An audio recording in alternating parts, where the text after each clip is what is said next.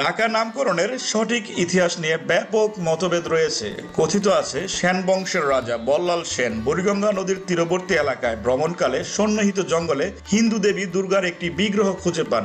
দেবী দুর্গার প্রতি শ্রদ্ধাস্বরূপ রাজা বল্লাল সেন ওই এলাকায় একটি মন্দির প্রতিষ্ঠা করেন। যেহেতু দেবী বিগ্রহ ঢাকা বা সুপ্ত অবস্থায় খুঁজে পাওয়া গিয়েছিল, তাই রাজা মন্দিরের নাম রাখেন ঢাকেশ্বরী মন্দির। মন্দিরের নাম থেকেই কালক্রমে স্থানটির নাম ঢাকা হিসেবে গড়ে ওঠে। আবার অনেক ঐতিহাসিকের মতে মোগল সম্রাট জাহাঙ্গীর যখন ঢাকাকে সুবা বাংলার রাজধানী হিসেবে ঘোষণা করেন, তখন সুবেদার ইসলাম খান আনন্দের বহিঃপ্রকাশ স্বরূপ ডাক বাজানোর নির্দেশ দেন। এই ডাক বাজানোর কাহিনী লোকমুখে কিংবদন্তি স্বরূপ নেয় এবং তা থেকেই শহরের নাম ঢাকা হয়ে যায়। এখানে উল্লেখ্য যে মোগল সাম্রাজ্যের বেশ কিছু সময় ঢাকার সম্রাট জাহাঙ্গীরের প্রতি সম্মান জানিয়ে জাহাঙ্গীরনগর নামে পরিচিত ছিল। ঢাকা নগরীকে বর্তমানে দুই ভাগে বিভক্ত করা হয়েছে: ঢাকা দক্ষিণ, ঢাকা উত্তর। ঢাকা দক্ষিণ মূলত মূল নগরী, ঢাকা উত্তর ঢাকার নবীন বর্ধিত উপশহরগুলো নিয়ে গঠিত।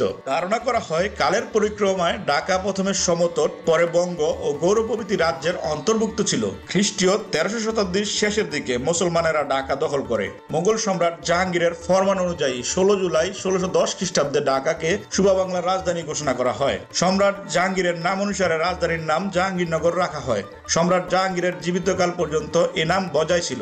এর আগে সম্রাট আকবরের আমলে বাংলা, বিহার, উড়িষ্যার প্রাদেশিক রাজধানী ছিল বিহারের রাজমহল। সুবা বাংলায় তখন চলছিল মোগল বিরোধী স্বাধীন 12 ভূঁইয়াদের রাজত্ব।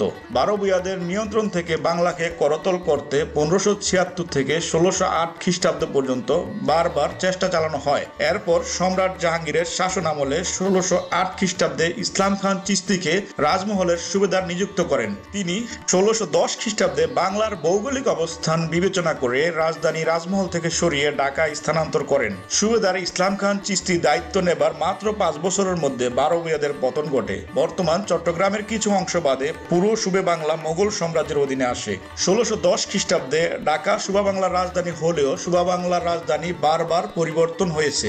1650 খ্রিস্টাব্দে সুবেদার শাহ সুজা রাজধানী আবার রাজমহলে স্থানান্তর করেছিলেন। শাহ সুজার পতনের পর 1660 খ্রিস্টাব্দে সুবেদার মীর জুমলা আবার রাজধানী ঢাকায় স্থানান্তর করেন।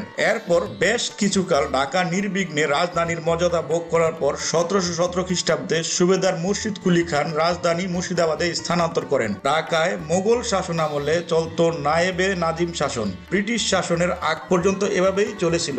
ব্রিটিশরা রাজধানী হিসেবে কলকাতাকে নির্বাচিত করলে ঢাকার গুরুত্ব আবার কমতে থাকে। এরপর দীর্ঘকাল পর 1905 খ্রিস্টাব্দে ঢাকা আবার তার গুরুত্ব ফিরে পায়। বঙ্গভঙ্গের পর 1905 সালে ঢাকাকে আসাম ও বাংলার রাজধানী করা হয়। কংগ্রেসের বাধার মুখে ব্রিটিশ রাজ আবার 1911 সালে রাজধানী কলকাতায় ফিরিয়ে নিয়ে যায়।